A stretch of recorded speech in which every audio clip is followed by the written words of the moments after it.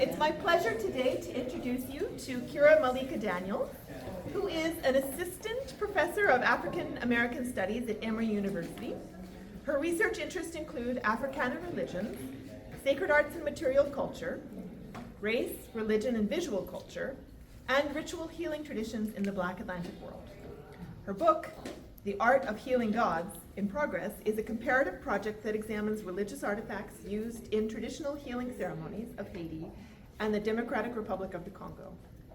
In 2019 to 2020, she was a Getty ACLS postdoctoral fellow in the history of art. In 2009-10, Daniels served as junior curator at the Smithsonian Institution's National Museum of American History in Washington, D.C.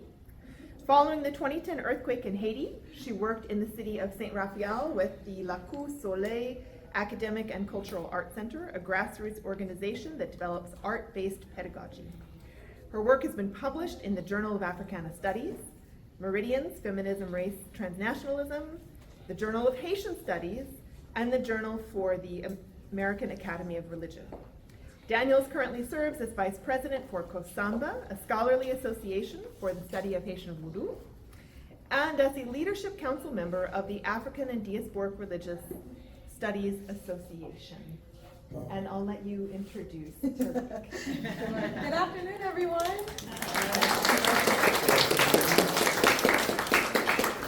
Thank you so much for joining us. Thank you so much to Dr. Catherine Smith for the invitation, and to all of the staff at the Fowler Museum. I'm originally from California. I believe this is the best coast, West Coast, and it's always a pleasure to come home. Yeah, we can clap for California.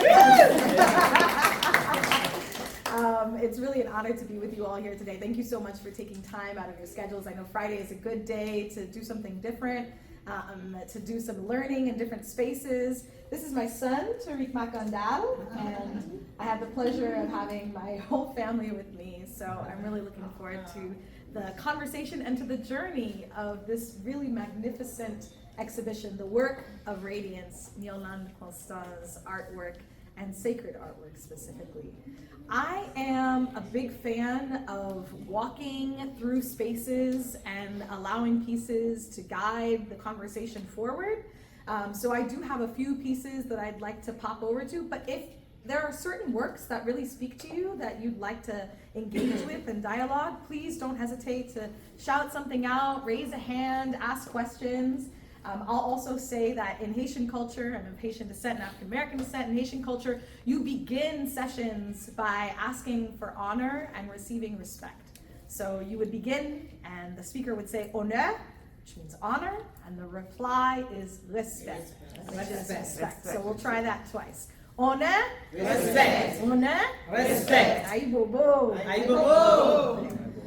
So I think we can begin here in part because you can't understand the significance and the power of these traditions unless you understand the process of making drapeau.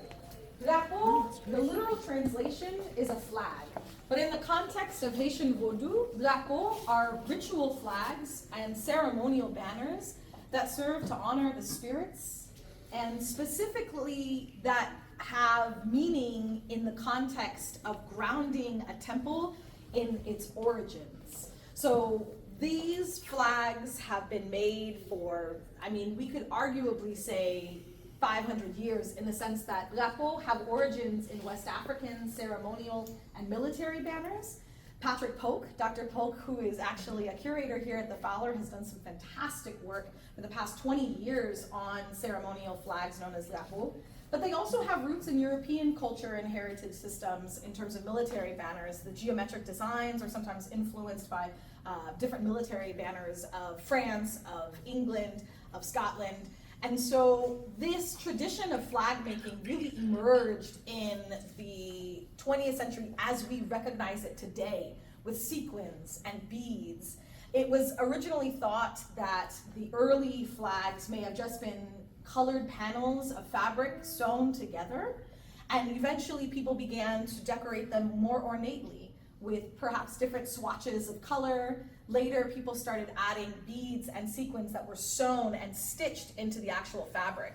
And so I love that curators Jerry Philogène and Catherine Smith, who are with us, of course, today, really wanted to highlight for us, before beginning our entry into the flag works themselves, wanted to start by showing us how they're made. So different styles incorporate different methods, but one of the most common methods that people use is sketching out the design for the flag itself on a piece of canvas. So it requires several layers of artistic skill and expertise. You start off with sketches, and then you would begin beading and sewing the piece together, stitch by stitch by stitch. And something that a lot of people don't realize about drapeau in terms of their intricacy, and you can see here from this close-up how many thousands, tens of thousands of beads must be used for each stitch to create a petal, to create a hat, to create a face, a body, and then an entire scene. Something that people may not necessarily realize is that it's very rarely just one artist who's involved. And here, I think that the comparison that we can make is Michelangelo didn't do his work alone. Leonardo da Vinci didn't do his work alone.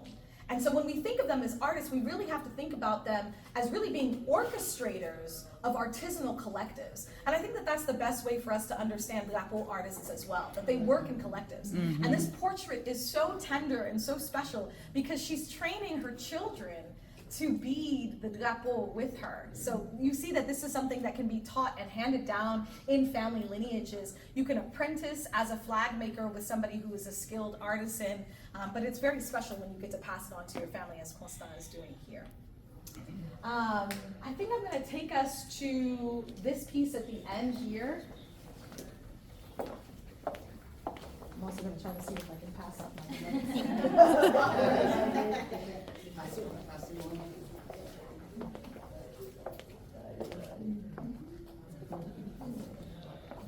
Especially cute when they're quiet, aren't they? It's gorgeous. Thank you. This piece is called Dambala Wedo and Aida Wedo. And I figure that this is an appropriate place for us to begin looking at some of the drapeaux of Myrlande Constant, in part because many of the lois, if not nearly all of them, have roots in African heritage.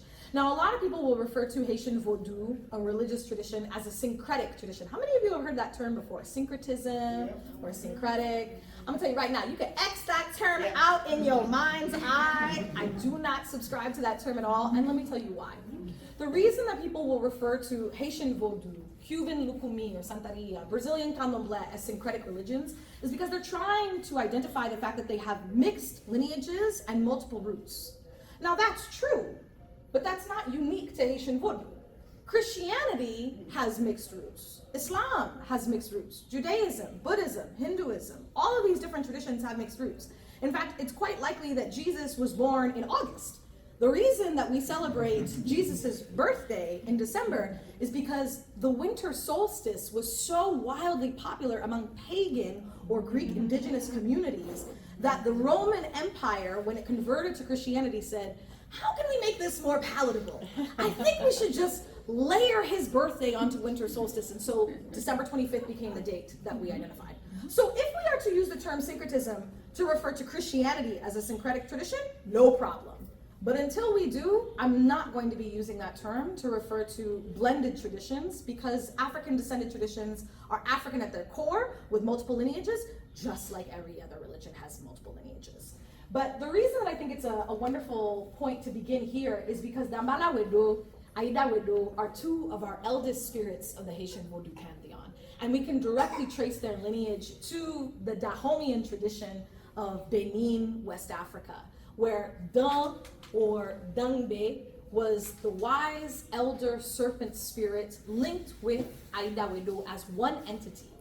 In Haiti, Dan Wedo became split into two different spirits, known as Dambala, sometimes Dambala Wedo, and Aida Wedo. So you have the cosmic serpent, and you have his wife, the cosmic rainbow serpent. They're often depicted with natural fauna and flora, sometimes with eggs symbolizing the creation or the birth of life, and you'll see them intertwined often as serpents. I think that there's a lot of ways that people fear serpents in iconography, specifically religious iconography, because of the Bible, right? So when we encounter the serpent in the Bible, we encounter the serpent as an evil force, right? The one who tempted Eve into eating the apple. But the reality is that in a number of world traditions, including many Native American traditions, including many East Asian traditions, and West African and Central African traditions, the python represents renewal and rebirth. And that's why it plays such a central role in opening the world. So these two figures here, a married couple, are dancing, if you will, in the serpentine entwined fashion around a cosmic drum, a sacred drum known as a tambour. Yeah, I think I'll leave it there. Is the woman the green figure? Yes, Aidawedo has a sort of mermaid tail, if you note, on the left-hand side, and the Malawedo on the right-hand side. Now, he almost looks blonde here, right? I think that could potentially be representative of his white hair, him being an elder. But you're going to see in her works that Myrlande is very imaginative with her color representations. I think part of that is a commentary on the fact that Haiti is not a monolith. People come in different colors and different shades. Though Haiti is an African nation and it has African descended people as its base and its foundation, we do come in multiple colors. But there's some playfulness as well. You'll see some green entities, some gray entities, and so, yeah. All right, and I really want to pay homage to Myrlande here. This is the artist statement that curators Kathy and Julie included. I just think that it's a beautiful portrait of hers, and I think it's a wonderful way for us to enter into the larger exhibition. I have had a good career alongside my team of workers and supporters. In my society, it is not easy for a woman to have a dream and realize it. Society has roles for men and women. Women are supposed to stay in the house and take care of the household. But my husband, like many men in Haiti, has not worked in a long time. So I play both roles. I support my household, and they support me in my creativity. To realize my dream requires a lot of patience and time, and women don't often get the time to be creative. For my career and my family, I thank God and my spiritual and ancestral heritage, l'Afrique Guinée. An ancestral heritage is an important and weighty obligation. You cannot treat your ancestors and their culture lightly. God created us. God is the great architect, and we have the creator in us. I don't always know where my inspiration comes from, but it comes naturally. I was born into this culture, raised in it. Things I create are already in my mind. When I make a flag, I sit and reflect. Songs for the Loa, ancestral spirits, may come to me. Every piece I make is one of a kind. You cannot make two of the same flag because the Loa contain multitudes. You can have several doctors, but each one is different. There are things we cannot know. You must think and reflect to understand. These are the things I feel as a woman and as an artist.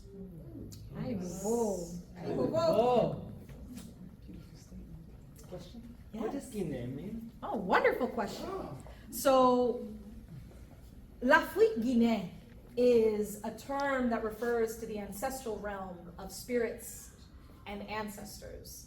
And part of the reason that I think this is so powerful is because for those of you who are French speakers or Creole speakers, you can probably recognize that this is l'Afrique, Africa. Now, Guinea is also a region on the continent. There is Guinea, there is Guinea-Bissau, right? And so Guinea, for the past several centuries, became a term to symbolize and to signify all of Africa. It became like when you say, you know, for instance, the capital, you're talking about Washington, D.C., right? It was like a term that was used to encompass all of Africa. But l'Afrique Guinée specifically, or sometimes people would just say Guinée, refers to spirits, ancestral heritage, and it is a symbolic Africa, a mythic Africa to which one returns when one transitions from the mortal life to the ancestral realm. We also use it as Mse Guinée, right? Yes. Somebody can say Mse Guinée, Mse Petite Guinée, thank you so much for mentioning that, because when you say that, it charts a style of lineage within the Haitian Vodou tradition that indicates I am rooted in a family heritage tradition. This isn't something, I didn't wake up like this. I have come from a legacy of spiritual beings and from teachers within my family heritage. And here it's important to note that there are different styles of being initiated in Vodou. So, you know, the style that most people are familiar with in the South and in the Central region, and particularly in the capital, is the Asogwe lineage, where you do a formal initiation. You are, you know, trained and instructed and become adopted in a spiritual family. But in other lineages, known as sometimes Guinea, you don't have to do a formal initiation because it's just what your family has done for decades or for hundreds of years. And so there's formal teaching, there's formal training in the family context. So whether you're in a spiritually adopted family or whether you're in a biological family, when you say Mse Guinée or Mse Petit Guinée, it charts your lineage as coming from a family of worshipers. So with that, let us continue.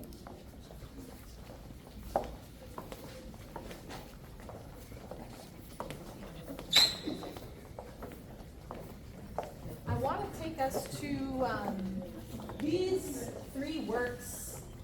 They serve almost like a triptych. And maybe if we're lucky, Dr. Smith will let us know how she decided to place these three works in conversation with one another.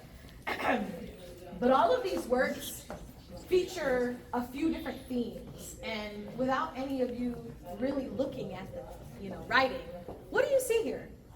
Are there any motifs that you see in the three works that might connect them together? I see a woman who looks like a mermaid-like figure or some water creature. Wonderful. Wonderful, thank you. So mermaid, aquatic creature, what else?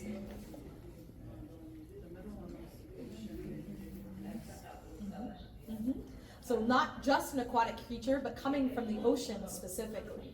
Yes, you all are spot on the mark. So these three different works are all representing different manifestations of La Sirène.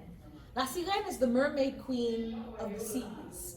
But it should be noted here that aquatic beings are fluid by nature, pun intended. Meaning that mermaids in Haitian culture do not only have an association with the sea, but also with fresh ponds and rivers, specifically with waterfalls.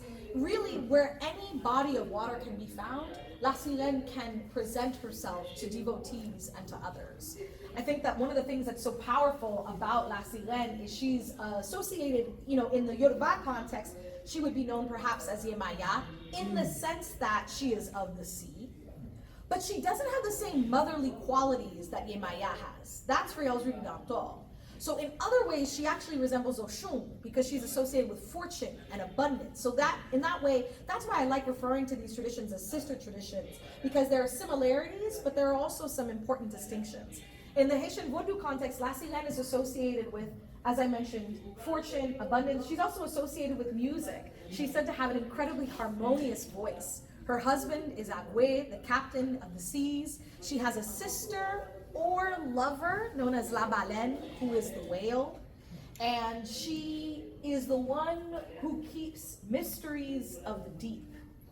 She holds the knowledge of divination. So for any of you who are familiar with tarot cards, or with reading cowrie shells, or with performing feats of divining and prophecy, dreams, mystic dreams, all of these realms are connected to La Sirène. And I love these works because Dr. Smith and Dr. Philogène highlight a few different themes that you see that are pretty outstanding and remarkable. This piece, for instance, has three different figures, and the description here indicates that there are representations here of a fresh water, a muddy water, and a salt water La Sirène, right? And so that's right, baby. That's right. So you can see here on the right-hand side, almost like a sea moss color, right? And there are figures that emerge like serpents, somewhat like Medusa, right? Now we know that actually Medusa, who is so powerful in the Greek tradition, was the survivor of rape. Right? And so she has become an icon of women who have survived and people who have survived sexual assault and who have survived rape. And so the narrative of Medusa being this scary or frightening woman, she is deeply scarred, right? She is deeply scarred, and she has transformed that into a power that she wields. So I think that this is a really powerful representation that feels somewhat Medusa-like. One of the things that Kathy and Jaylee also pointed out that I think is really important here, in the center, this La Sirène looks an incredible similitude to the Hindu spirit Saraswati. Yes. Saraswati is the spirit of wisdom, and she stands in water with a lotus, with musical instruments and a book. And so this is a really important piece because it demonstrates Haitian artists do not live in a vacuum.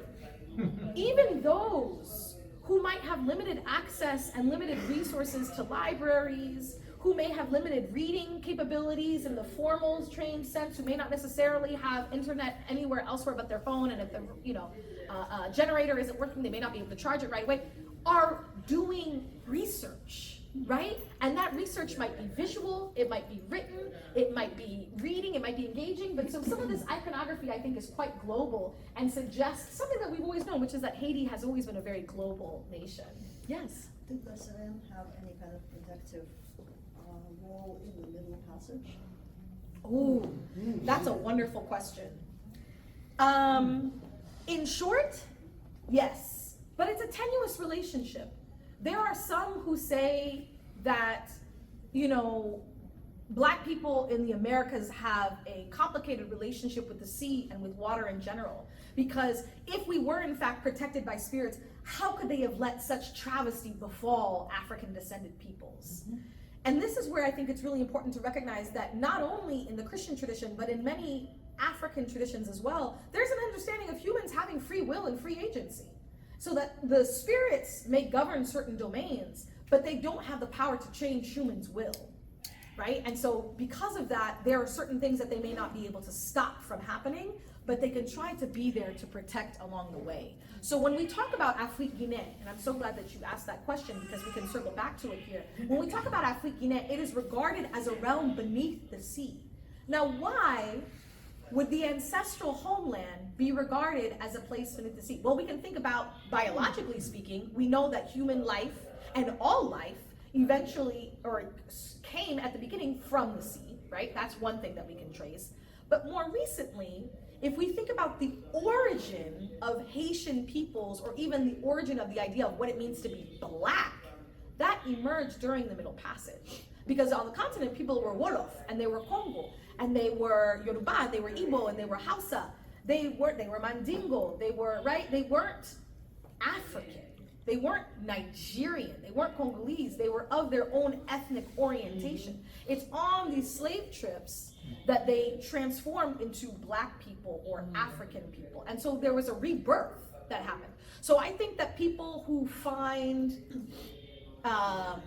meaning in La Sirène recognize that she welcomed those who were thrown overboard during the Middle Passage, or those who chose to end their lives by leaping overboard, that she welcomed them to Afrique Guinée as a sort of direct channel. So how does the concept of Mami Wata fit in here? Wonderful question. Mami Wata is a spirit known in much of West Africa and Central Africa. She's also an aquatic being. She's especially well known in places like Ghana, but even as far south as Congo. And the term is mother water, so it comes from the English, probably a pidgin English. Mami Wata is interesting though, because I would say that she's more this color. Most representations in West Africa of Mami Wata are of her as a foreign entity, not necessarily only African, but of a blended heritage and identity. She's associated with wealth, she's associated with fortune, so these are many of the things that we've talked about with La Sirène, but she does have an element of foreign quality to her. So we could say that Mami Wata, Yemaya, they're corollaries, not exactly the same as La Sirène, but there are relational qualities to them. For those of you who have a chance to stick around after our talk, there's also a video that's playing here if you'd like to learn more about Myrlande. Just very briefly here, I mean, there's a Black Mermaid movie going on, so I can't not recognize that The Little Mermaid has been released by Disney. I'm not particularly interested in seeing it, but should you desire to go see it, I think one of the things that's so helpful for us to understand is that mermaids are universal. Every culture that has bordered the sea, and even those that do not, that have lakes or rivers, have some recognition of aquatic beings, often female, who have qualities and properties of mystic importance that suggests they can tempt you into the waters and reveal secrets. La sirène is also regarded as one who can take people en bas de l'eau, take people underneath the water and initiate them. Those who claim that they have been initiated en bas de l'eau will explain that they have been gone for months, for years even, but perhaps only a few hours or a few days have passed in the mortal realm. And the reason is because time functions differently in the ancestral realm. And what's so fascinating about this idea of initiation en bas de l'eau is that people who return and explain this form of their initiation, nobody can claim having taught them, and yet they know all of the songs, they know all of the salutations, and they know all of the mysteries of Vodou that you would learn in a temple setting. And in those instances, it is said that they were initiated by La Sirène herself. There were people talking about that submarine that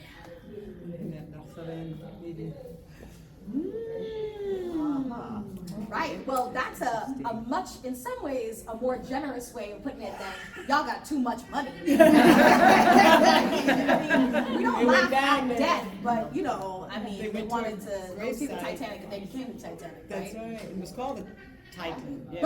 But there are these stories of people being called to the sea, and if you have a close connection, if you're a water sign, if you have a close connection with La Sirène or Agüe, sometimes they'll say, go to the sea, enjoy it, but be wary, be careful, so that you are not captured beneath. And I just want to point out a few more qualities specifically about Constance's work here that are so magnificent. So you see there's a small chair here. These are known as tichets. They're made in wood and in raffia, and mambo, priestesses, as well as market vendors will sit on them. So it's where you would conduct divination, a small chair.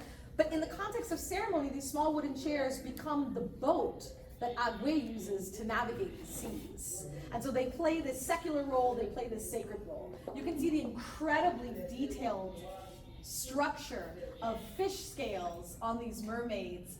And here in the figure, we have a figure that kind of looks like Ursula, right? With this octopus tentacles swirling out from beneath her, almost like a ceremonial robe. I think that this is a scene also of an offering to La Sirène. So you can see here in this space, there's cakes, there's fruit, there's champagne. All of these are offerings. So in a ceremony known as Bac Agüe, you would make a boat of offerings that is sent out into the sea as a way of honoring the spirits. And on the side, you see some of the implements that are associated with the mermaid spirits, including mirrors which are used not only for reflection, but introspection, and musical instruments, as well as fish. And the last thing is, Myrlande Constant is such a visionary in that she's not satisfied to have a piece that has multiple textures in 2 dimensions. She wants also things to emerge from. And so you'll see that there are these beads with pearls at the end of each string. And this to me suggests initiation beads. I don't think that people recognize only one color like this. In Haitian Vodou, traditionally when you are initiated, you have multicolored beads. But to me, it is reminiscent of the types of beads that you would have with initiation, recalling once again this idea of being initiated. So would she be coming up with the idea solely for, say, a piece like this, or is she consulting with her team, since it is a team that is putting this together? That's a good question, and maybe we can pose that to Dr. Smith. I mean, she takes credit for composing all of the images and overseeing the color application, quality of materials, quality of workmanship. So, you know, in that sense, I think that she is the artist here. The visionary. But She claims authorship of all aspects of it. Let's continue. Thank you all so much. See, I love this interaction.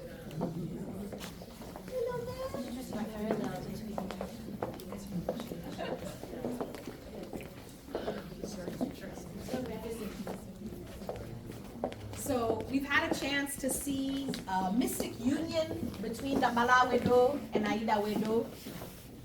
We had a chance to see some of the divine feminine principles of the aquatic spirits. I thought it important that we also spend some time with the Ogu, the divine masculine energies. So this is a portrait of Ogu Ferai, and I love the full title of the work, which is Ogu Ferai, Nektai Fe Na Go Jupiter Tonel. Ogu Ferai, man of Taipei, na go thunder of Jupiter. That's an honorific title, right? And what's important here is to recognize that many of the styles of representing spirits are drawn from Catholic iconography. So many of you may be familiar with this particular Catholic icon. Does anybody know who it is? Saint George slaying the dragon. That's exactly right. So Ogou is associated with a few different Catholic saints. One is Saint James, Saint Jacques le Majeur.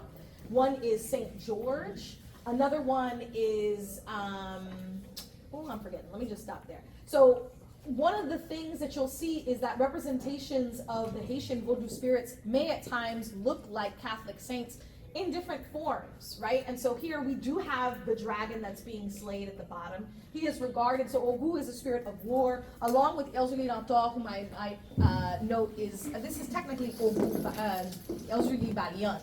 So I don't want to suggest that it's Elzuli Dantor, but they're related. There it is said that there were two spirits who fought alongside Haitians during the Haitian Revolutionary War, Ogou and Elzuli Dantor.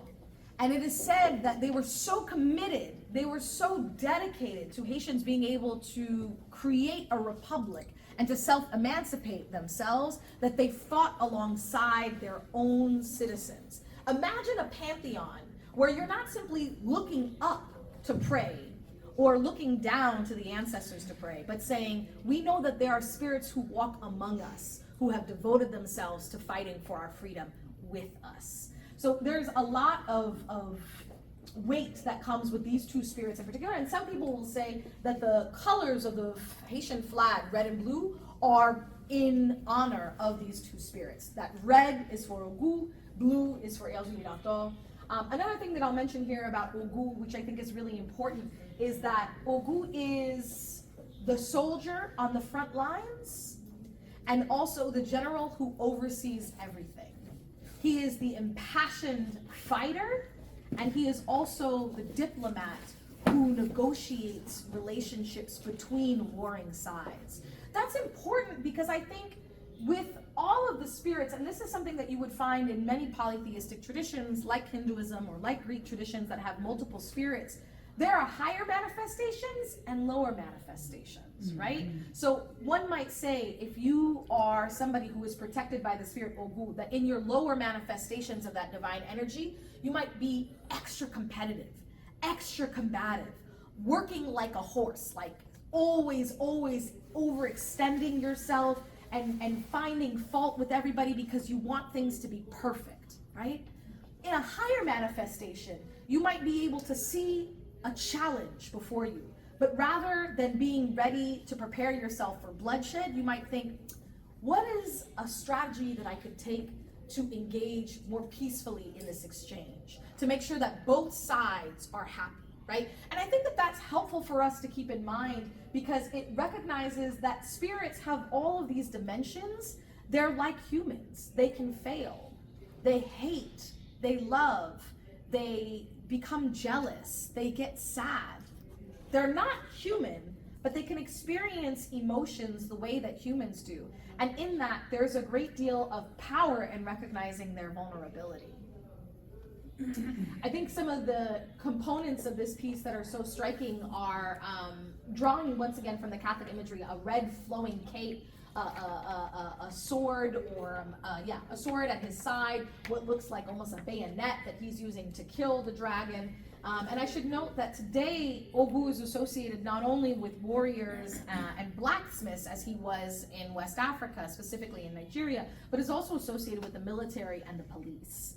And so sometimes when you dream, if somebody has a dream of the military or the police, they might say, oh, that's Ogou coming to speak to you in a dream. So all of these sort of official roles of government power from very low to very high can be embodied by the spirit of Ogou.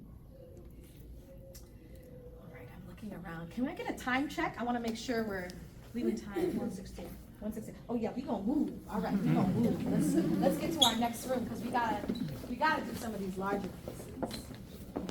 I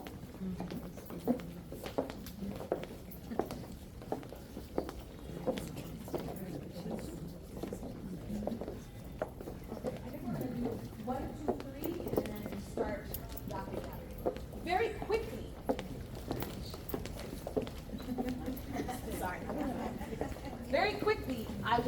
note that when we were talking about bébés as sacred symbols, I don't think we did talk about bébés. So bébés are sacred symbols. They have origins in Dahomean regions of Benin, current-day Benin, and also origins in Lusona, or graphic writing traditions of Congo. And the idea is that these serve as portals, as gates. Each bébé is a symbol of a particular spirit, and each spirit might have 10, 15, 20, 50 different varieties, but there are going to be persistent themes in different bébés for one spirit. As an example, this is a bébé for the spirit Kafou. Kafou is the spirit of the crossroads. So there are ways in which he is the brother, if you will, of Legba. Legba is the opener of the celestial gates, somewhat like the Greek spirit Hermes, who facilitates communication between humans and spirits. That is Legba. His brother, or his cousin, or his other side is Kafou, which is a hotter form of Legba, who facilitates movement, transition, change at the crossroads. And so this is a bébé in honor of Kafou, and the reason that I want to point this out is because this is a very typical style of drapeau, but even here in a more traditional form of drapeau, KOSANBA has taken tremendous liberties. When you look closely, you'll see that these sequins are not just done in a fashion one overlaid in the other in the same fashion. She's rather created concentric circles that make it seem almost as if there are ripple effects happening. And for somebody who is the spirit of the crossroads, it almost feels like these are ripples and changes happening in the universe, right? That these are like cosmic moments of possibility. And you can see many of the bébés, not all, but many of bébés are symmetrical, not perfectly though, because there's a rhythm in the symmetry. They're not exactly mirror opposite. So you can see here that and what I should say also about bébé is that they tend to be linked with the association of the spirit energy. So for instance, with Ogu, whom we just saw, his bébé often includes flags. For somebody who is a spirit of military and war, you can imagine why flags would be important. Kafou often has symbols and iconography that look like legitimate crossroads, right? That look like actual intersectional points. And these here are repeated, but not exactly, right? So there's a bit of rhythm and motion. This is something that Robert Ferris Thompson would refer to also as the flash of the spirit. And that's why I love the sequins, because they capture light, you know. So when you stand here, here, here, here, here, you each see a slightly different something. All right, I wanted to talk about this one, but I think it's important to go here and then so this one is called Rassemblement sous toute escorte. All the escort gathering for supper. I adore this piece. All of these works are powerful, but this one I just feel is magnificent. And it's not simply because of its size and scale. Rather, it's because of its representation of multiplicity. So, you know, in Christianity, and specifically I should say in Catholicism, there is an understanding of the Trinity being the central pillar, if you will, of the cosmology. You have God, you have Jesus, you have the Holy Spirit, right? In Haitian Vodou and in many other West African and Central African traditions, you have God as the grand architect of the universe in the words of prayer and in the words of Myrlande herself. Then you have Loi, you have spirits who animate the world, you have ancestors, you have animals, you have trees, all of whom are regarded as sentient beings, and you have humans who are not at the center of all, but who can communicate between realms and between dimensions. Often in Haitian Vodou it is said that there are 101 spirits. Some people will say 401 spirits, but it's really helpful when they say 401 plus. What the plus means is ad infinitum, that spirits can always be revealed to humans. And so one is not bound to a set pantheon that is not going to expand. Spirits can reveal themselves to people in dreams, in ceremony, in the natural world. And so that one, and especially that plus at the end, really represents that more spirits can always reveal themselves. What I love about this portrait, Rassemblement Tout Escotio, is that it is a representation of all of the spirits gathering together to share a meal. This is like a large Thanksgiving, right? Of coming together. Well, really, we shouldn't say Thanksgiving because Thanksgiving is horrifically colonized as an experience. But I want to know that it is a gathering, a shared meal, it is a shared experience, it is a celebration of the diversity of spirits. And here, this is, I think, a prime example of how many colors she used to represent spirits, right? So some are gray, some are kind of tan, some are kind of peach, some are brown, some are mahogany. She uses different beadwork to highlight the individual character of these spirits. Some of them we can very easily identify. So for instance, on this side, you see Kuzezaka, who is a spirit of agriculture and the harvest. He is associated with coffee. He wears blue jeans because he's a hard worker. He tills the fields, he tills the land. He wears a straw hat because he's out in the sun, right? And then we also see this figure who's wearing red and black with a cane. That's quite likely Kaful. So we saw the Veve for Kaful over here. This is a representation of Kaful in human-like form, in anthropomorphic form. On the right here, up at the top, you can see a figure with black hair who's wearing a red and blue dress. That's quite likely Elzuli Dantol. Next to her is someone in in green and yellow. That's very likely Papa Loko. So you can identify certain spirits more clearly than others. Here, which is really fascinating, you have a spirit known as Mambo Lovana, who is a spirit who washes clothes in the river. This is, I've not encountered this very often in Yoruba traditions, and I really would love for somebody to do more research on this. There's two spirits, one known as Keomezin, who sweeps, and I think it's so fascinating that Haiti has mythologized or deified domestic workers who perhaps would have first fulfilled these roles as enslaved peoples, but now are recognized as goddesses. And their labor is regarded as having mystic qualities. So she's not just washing clothes at the river with soap and lye. She is mystically cleansing them and the people who will wear those clothes. Cleomezina is not just sweeping the house to be free of dust and debris, but she is sweeping away negative energy and toxic energy and stale energy so that fresh energy can be brought in, right?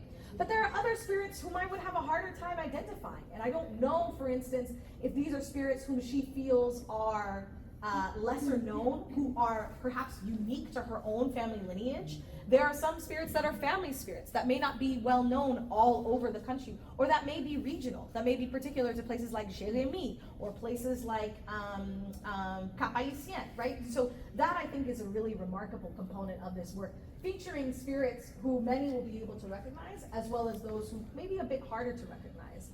And I'll mention that I think that the figure in the very center is Bon Dieu. I think that that's her representation of God, who, as you can see here, is black.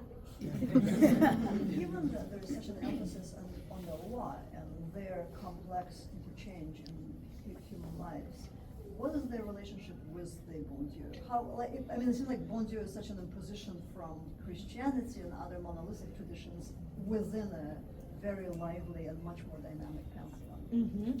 It's a wonderful question, and there are some scholars who suggest that, in fact, the grand architect of the universe, that this great God, the creator, is an imposition from Western religions. But others say no, that, if you go into colonial records and archives, as well as oral history, which we have to take seriously along with written word, that people can trace cosmological structures on the continent of great gods, of creators who didn't play an active role in necessarily the everyday life, but who set the universe in motion.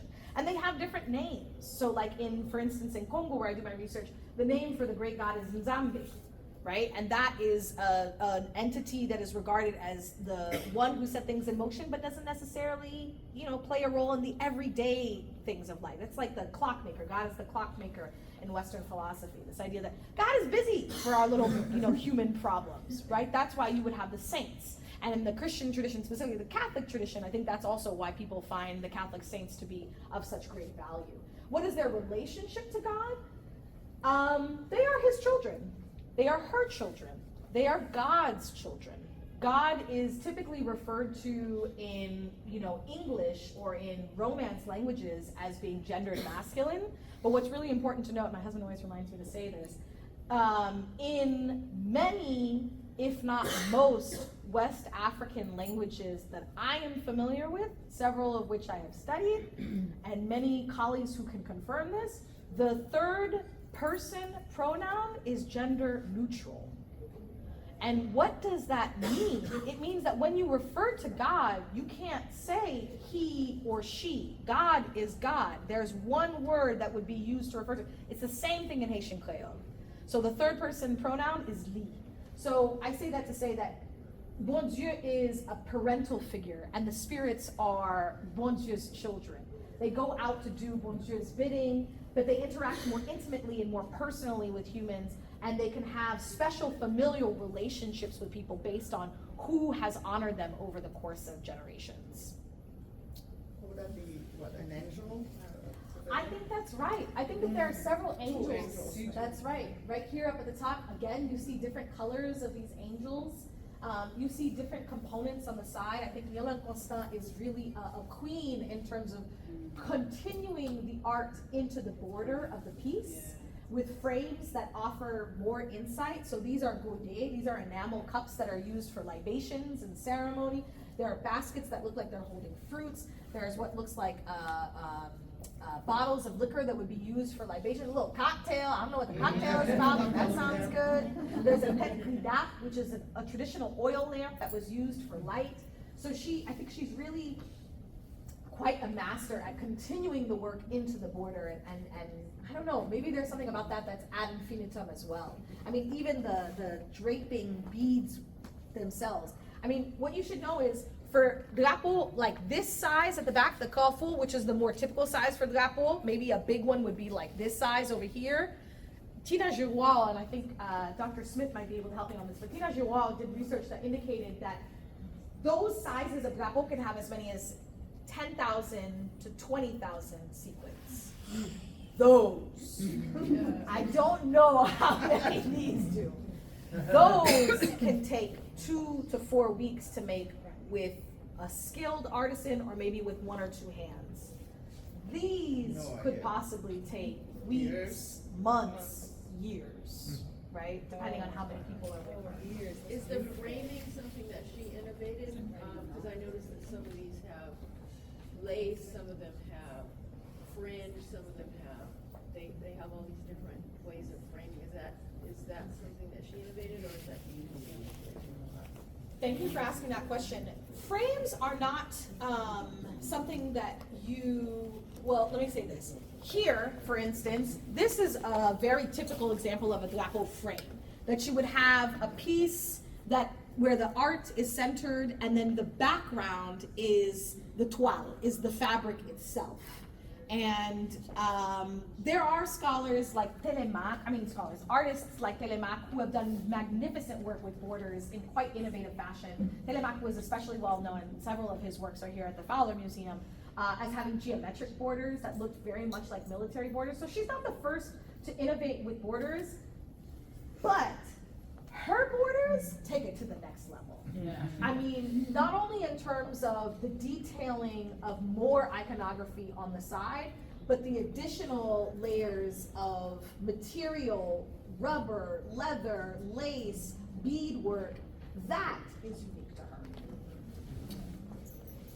So being mindful of time. I can be here on it, right? I can see this so much.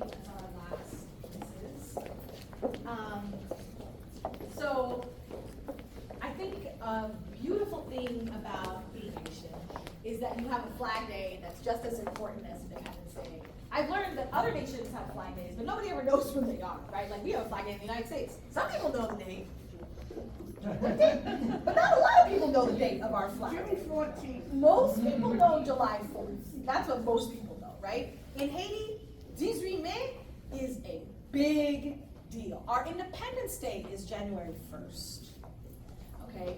But our narrative of the flag is that the niece of General Jean-Jacques Dessalines, who eventually would become the Emperor of Haiti once it was proclaimed as an independent nation and as a republic, that his niece sewed together the flag. Now the myth and the story of the flag is that Haitians took the French flag, ripped out the white to represent the throwing off of the yoke of slavery, and that Kathleen Front sewed back together the red and the blue. And remember I mentioned earlier that some people will argue that the red and blue is symbolic of Elzuri Freda and Elzuri Doctor.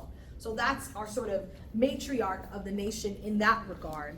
Now, this piece I love, it's called Haitian Longe Main by Maman. Haitians led a hand to your mother. It is not a declarative statement, but it's a calling of action.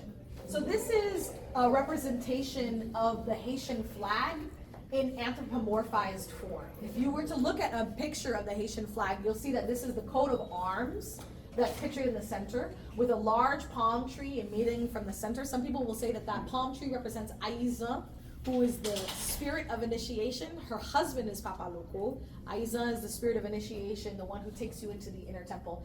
Not all people would agree with that. Protestants definitely would not agree with that, but the palm tree is a central component of the Haitian flag. And so this is a representation of the Haitian flag anthropomorphized. And I think that there's a really remarkable way in which nations are often feminized, right? We often think about like the representation of certain countries as like mother so-and-so. And we refer to our nation as, you know, oh, this is the land of her sweet waters, things like that. And I think that that can be powerful in recognizing the importance of women in society. I think it also can be problematic when we consider the sort of violence that takes place against nations and between nations. But I just want to read a portion of this that I think is quite meaningful. Constant has been told that the woman looks like her, and she happily accepts the idea that this could unwittingly be a self-portrait. The words Haitians lend a hand to your mother recall the refrain from a song for the Loi Gon Aluba. Gon Aluba longe meon by Petit Playo. Grandmother Aluba lend a hand to your children. Though here Constant is asking Haitians to help their mother. She depicts Aluba in other works and has gone so far as to take her name as a moniker. Gon Aluba is also said to be a loi served by Jean-Jacques Dessalines, the first leader of independent Haiti, under whom the flag was created. I think we'll end with this piece. It's only fitting. So for those of you who are interested in learning more about this piece, stay tuned. The Fowler has a really exciting set of programming around this particular flag. This particular work is going to be part of the Vital Matters series, and it's also going to become an educational tool that you can click on, you can zoom in on. It's going to exist in 3D format, so you can spin it, turn it on your devices, and you'll be able to hear the voice of curators, Dr. Kathy Smith, Dr. Jerry Philogène, many other scholars, Dr. Gina Latina Iris, and myself, narrating and discussing the different components of the flag from a visual perspective, and also talking about the artist Myrlande Constant in context and various perspectives. So stay tuned if you want to learn more about this flag. This work is called Haïti, and you can see it at the top here, Haïti, Mardi 12 Janvier 2010. Haiti, Tuesday, January 12th, 2010. This flag is dedicated to the survivors and to those who lost their life during the earthquake. Now, I think that this flag has new meaning as Haiti experienced a second 7.0 magnitude earthquake in 2021. And the reason that religion matters in having a conversation about Haitian earthquakes is because in 2010, televangelist Pat Robertson got on TV, and with his whole chest, he said that the reason that Haiti has experienced these earthquakes and these devastating atrocities, historically speaking, is because Haitians made a pact with the devil in 1791. What was he referring to? What was he thinking? It's okay to say. But what was he referring to? He was referring to the fact that in 1791, on August 14th, Haitians banded together from across the nation, enslaved as quote unquote property, those who were Maroons, who belonged to free autonomous societies in the mountains, as well as some affranchis, free people of color, who realized that this lie of meritocracy was just that, a lie, and that they would always be too black, even as free people of color, to be French and to be landowners and property owners. So these people, enslaved Africans and African descendants, Maroon freed peoples, and affranchis banded together in a site known as Wakaima, and banded together, committed themselves to the spirits to fight for their freedom until death. During that time, a ceremony took place, a pact was made with the spirits. Figures such as Dati Boukman and Cécile Fatima were prime leaders, religious orchestrators. And so when we say you have to understand Haiti through the lens of religion in addition to its geopolitical history, this is what we mean. We have to unlearn this nonsense and these damaging narratives that Haiti is being cursed. You know why Haiti experienced earthquakes? Because it's on top of seismic plates. Yes. Right? I mean, because we can look at the structure of the nation in comparison to other nations in the Caribbean and explain it's between two tectonic plates, right? But if we want to talk about the political ramifications, Haiti has been paying for its freedom for 200 plus years. So this work has so many different layers. I'm going to point out, as somebody had noted earlier, the intricacy of the border with multiple layers of fringe. I want to point out that there are three colors at the top here: purple, white, and black. Those are the colors of the Guédé spirits. The Guédé spirits are spirits of life, death, and sexuality. They are truly the Alpha and Omega, those who bring people into the world through rebirth, those who allow the spirits or people to become spirits as they enter the ancestral realm. And I think that in the fashion that she's done so, hanging these pieces from the top, it looks like a funerary casket, right? And so she's created a mausoleum in this drapeau, in this sacred flag. I also want to point out that she's included several different Guédé figures here. Glun Brigitte in the purple dress, who has a hat and sunglasses. The sunglasses often have one lens popped out by the Guédé spirits as a way of indicating that they have vision to see in the ancestral realm as well as vision to see in the mortal realm, right? So you'll often see Guédé spirits with sunglasses. You have a skeletal figure who's another Guédé, Bawon Samdi, who is Glun Brigitte's husband, who is the Lord of the Dead. She is the Queen of the Dead. And here I want to point out that these skeletal figures associated with the dead are not unique to Haitian Vodou. In the Mexican tradition, we have Dia de los Muertos, right? Anybody seen Coco? You have not seen Coco. Go see Coco. I don't think that there are too many better children's films to introduce them to discussions of how to care for and tend to your ancestors. And I really think that there are some wonderful things. That's why I get so mad about Princess and the Frog. I'm like, you can do Dia de los Muertos, but you can't do Princess and the Frog. But those are several figures I want to point out. I also want to point out that on the border, you'll see skeletal figures, skull and bones on the outside that are again for Guédé, spirits of life, death, and sexuality. But inside, when you get closer, you'll see that the eyes are butterflies. Butterflies that are black are associated with death. And so I think that this is yet again a way of her talking about, but butterflies go through metamorphosis, right? They go through transformation. So I think that this is once again a way of her saying that even in this devastating scene of carnage, you see that people have had their limbs severed. People are carrying the dead in wheelbarrows to mass graves. The part of the devastation was not simply physical in the Haitian earthquake, but the fact that people couldn't find their loved ones to bury them. That creates a trauma and cosmic crisis like no other. And many Vodou temple communities got together to do mass funerary rites for the dead, whether the physical remains were present or not, as a way of offering a semblance of peace to the families who had lost loved ones and who may not have been able to say goodbye the way that they would have wanted to. The last thing I'm going to point out about this piece, which I think is an important space for us to end on, is that there's a secret text included for us up here. They look like tablets. They look like the 10 Commandments to me. So what does it say? Garde la peine. Nous pas qu'à contrôler combien milliers de cadavres corps moun qui disparaît. Mouvement séris, mardi 12 janvier 2010 à 4h53 minutes. Ça, c'était un gros moment terrible pour eux. look at this horror, look at this pain. We can't even begin to count the hundreds, the thousands. There were 300,000 people who were killed in the earthquake. We cannot begin to count the thousands of bodies that disappeared in this seismic earthquake on Tuesday, January 12, 2010 at 4:53. This was a terrible moment for humanity. And there are weeping angels here at the top and a weeping eye. This is not only a nod to the Masonic imagery that plays an important role in many Vodou temples and communities, but also to the fact that the spirits wept alongside humans with the devastation of the earthquake. And so I think that this piece is requiring people to face the carnage. It serves as an archive. It serves as a funerary rite. It serves as a ritual. It serves as a ritual.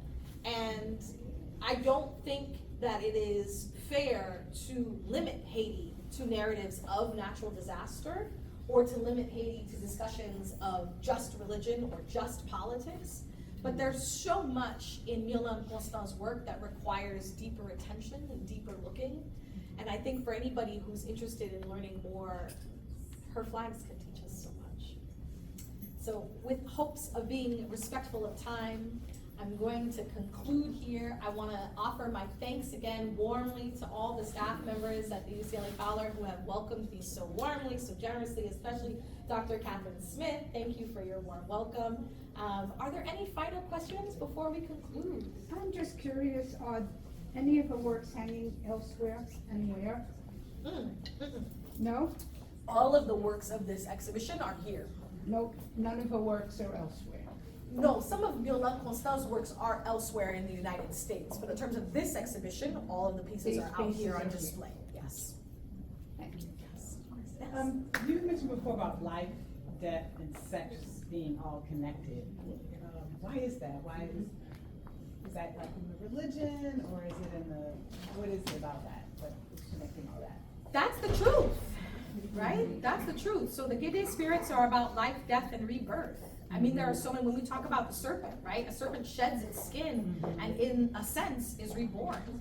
I think that many African philosophies, and this is something that a lot of people don't know, and I wish more of us did know it, Hinduism and Buddhism are not the only religious traditions that believe in reincarnation. The understanding is that there are many traditions in the world, and African traditions are prime among them, that recognize and understand that people can return, that souls can return. So for instance, in the Yoruba tradition in Nigeria, when you have a patriarch who has transitioned and a son who is born shortly after, the child will be named Babatunde, the father who has returned. If it is a matriarch who has transitioned and a daughter is born, she will be named Getunde, the mother who has returned.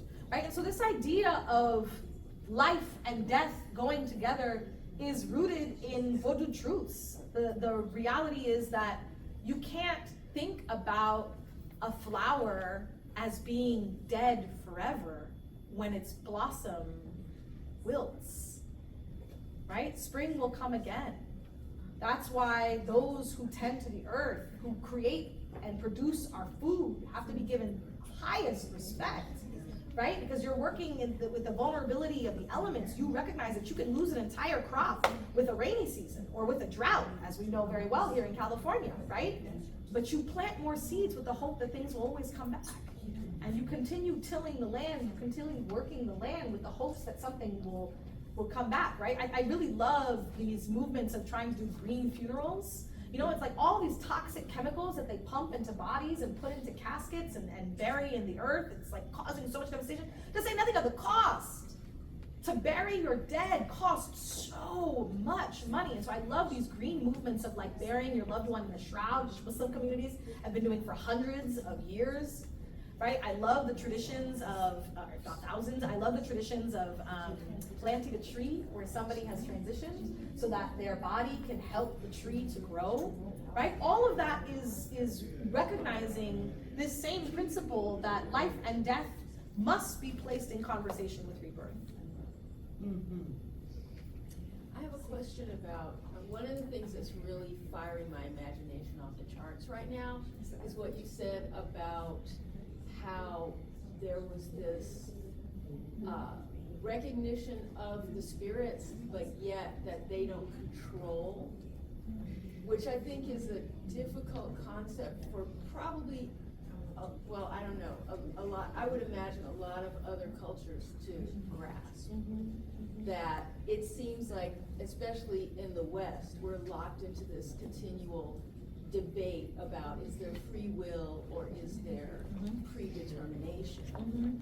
And I like thinking about that in the context of the saints and that Catholic imagery, in the sense that, yes, you know, I'm a little uncomfortable with all of that sort of like religion that I associate with Europe and that, but at the same time, if I think about it in terms of it's a free will choice to evoke those things, to co-opt those things, or, you know, put them in a different cultural context, I can kind of deal with that. You know what I mean? Yeah, I mean, I think that the notion of destiny is such a fascinating one, and maybe I'll end with this story because I really love it. Oh, there was a question. Oh, okay, no, keep going, Can please. you think of anything that like reading or any other works that could like kind of illuminate that? The notion of destiny and will? Yeah, in terms of, you know, the cosmology, the particular Haitian. Oh, well, this is a perfect time for me to mention that I'm also the Co-Vice President of KOSANBA, the Scholarly Association for the Study of Haitian Vodou, and we have a 20-page bibliography that is free and accessible to the public. Okay. If you type in KOSANBA, which is KOSANBA, spell that again, KOSANBA, KOSANBA bibliography, there are a number of really fantastic texts. I will say that I've written an essay about notions of the multi-soul complex, which talk a lot about notions of destiny and free will. If that's something that you're interested in, that's on my academia webpage. Let me say that I think, you know, yes, that is one of the sort of central tensions in Christian understanding and philosophy, right? It's like, well, how can we talk about theodicy, right? How can evil exist in the world if God really is the ultimate good? And another central tension is, well, how can we explain that God is the architect of everything if humans do have free will, right? And I think in a lot of West and Central African cosmologies, your destiny is malleable. It's not fixed. So you choose a destiny. So let me give this example and I'll close here. In Yoruba traditions of Nigeria, the understanding is that you choose your family, you choose your life path, you choose your career, all before being born. And it goes like this. In the ancestral realm, in Orun, in heaven, in the realm where the spirits reside, a new spirit that is being called forth, or a returned spirit that is being called forth to be born, goes to see Ajala, the pot maker. Ajala is a ceramic artist who has hundreds of thousands of millions of billions of different ceramic pots. You go and you get to look at the pots on the outside, but you can't open them. Each one represents a different ori. Each one represents a different destiny. And so this new spirit, or this returned spirit, gets to select a pot that they will have for the rest of their lives. Here's my favorite part. But on the way to being born, they forget what destiny it is they have chosen. And so when they are born, that is why it is so important for a diviner, a babalawo, or an ianifa, usually a babalawo, a diviner to determine or to help the family learn what destiny it is this child has chosen, so that the family can help to make sure that this child will be able to achieve and to actualize and to manifest this destiny that they have chosen. Along your path, you may find that you run into certain obstacles. For instance, if somebody's trying to be a doctor and you just keep running into barriers upon barriers upon barriers upon barriers, it may be that when you go to see a diviner, this is not your path. You're not supposed to be a doctor. You're supposed to be XYZ, or you're supposed to explore another path. And so in that sense, destiny has been chosen. We each choose our own destiny, but it can be tweaked a little bit. It can be changed a little bit. You can take a slight divergence and you can perform rituals. You can perform ebo in order to smooth out an ori, to smooth out a destiny that has more challenges on it. And I think that that would really radicalize our understandings and our relationship with people and with our destiny if we understood it as something we chose. Because then we have to start asking ourselves, why did I choose this life? What is my purpose? It's not simply for you to determine. This whole idea of this like very American thing, oh, I gotta go find myself, da, da, da, da, da. It's not for you to do alone. That's for you to do with your community. That's for you to do with your family. It's for your community to help you and for each of us to help other people determine what is their path. Did you say that you don't know what's in the path you chose? So you choose, but you don't know what you You chose. can see on the outside. It may have a pretty ceramic glaze, it may be green, it may have these decorations, but you don't know what's inside. All right, so you're not choosing per se. You are choosing, You're choosing it. but you don't Right, I have think if full you don't- knowledge of what you've chosen. Right, so then you don't have full knowledge of what you've chosen because I would choose something pretty. So Right. you But it may I'm be gonna choose cracked a on pretty the pot. inside, But right? then, right, then you get it, then you get here, you're like, Like, what is oh, this? I don't want it. this is what I And chose. I'm like, oh, that's kind of, But That's a that's bait and why switch, you I have like that. ritual, right? And that's Okay. why you go to see diviners, to say, look, I chose a pot, I chose a destiny that has all these obstacles. What is a way that I can smooth this path forward? Gotcha. I want to say thank you all so much. Give yourself.